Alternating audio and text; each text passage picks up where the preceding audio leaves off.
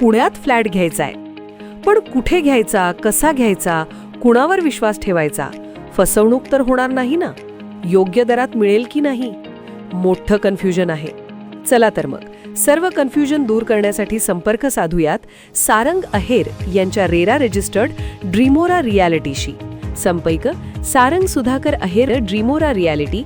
Mobile number 82 83 93 91 आणि 62 62 90 910.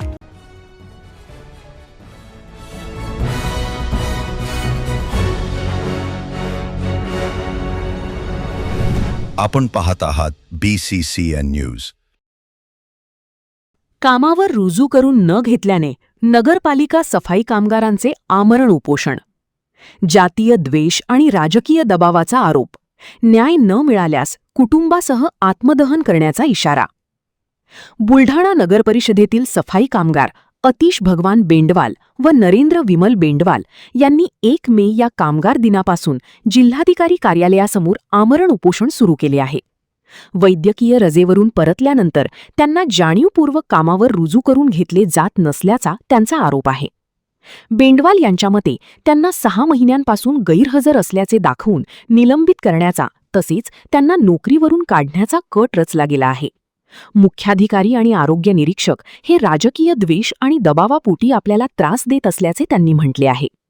त्यांना गेल्या काही महिन्यांपासून कामावर रुजू न केल्याने पगार बंद आहे, ज्यामुळे त्यांच्या कुटुंबावर उपासमारीची वेळ आली आहे.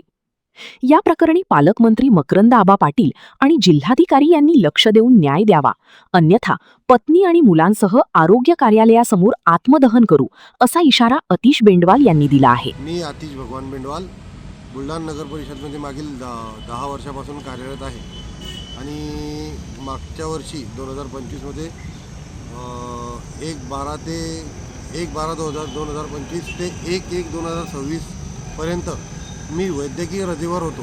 माझ्या पायाला दुखापत झाल्यामुळे मी वैद्यकीय रजेवर होतो आणि याच गोष्टीचं निमित्त बनून माननीय मुख्याधिकारी आणि आरोग्य निरीक्षक यांनी माझ्यासोबत राजकीय द्वेषापायी किंवा कोणाच्या दबावाखाली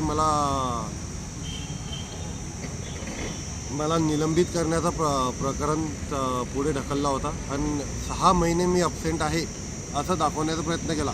पण मी जानेवारी 15पर्यंत वैद्यकीय रजेवर असताना फेब्रुवारी महिन्यापासून त्यांच्या मागे फिरत आहे. त्यांना वारंवार व्हिजिट करत आहे की मला पुन्हा कार्यावर रुजू करून घ्या.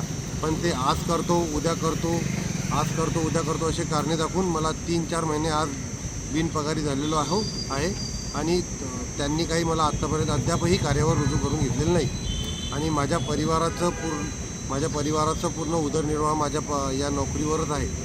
आम्ही सगळे चौघंही त्या नोकरीवरच अवलंबून आहोत आणि हा पगार बंद झाल्यामुळे माझ्या घराची आमची अवहेलना होत आहे आणि याच्यावर काही कार्यवाही न झाल्यास मी आरोग्य निरीक्षक यांच्या दालनासमोर आरोग्य खात्याच्या आरोग्य ऑफिससमोर मी माझ्या मुलांना आणि मिसेसला घेऊन आत्मदहनाचा प्रयत्न करेन.